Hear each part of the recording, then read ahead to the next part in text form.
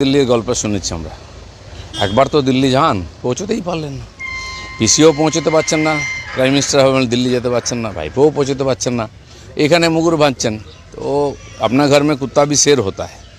ক্ষমতায় আছেন, পুলিশ প্রশাসন, মাফিয়া, গুন্ডা, কন্ট্রাক্টর, এদের টাকায় পার্টি চলছে, এদের শক্তিতে র্যালি করছেন।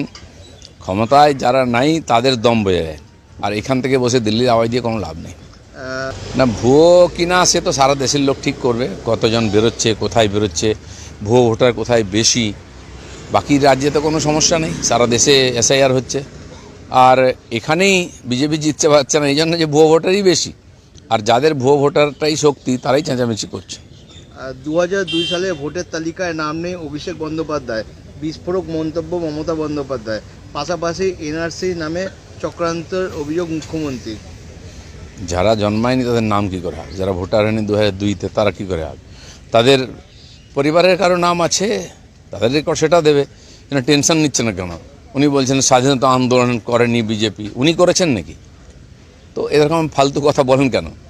সেই জন্য যেটা হচ্ছে সহযোগিতা করুন দেশের স্বার্থে, না হলে লোকে আপনাকে দেশদ্রোহী বলবে।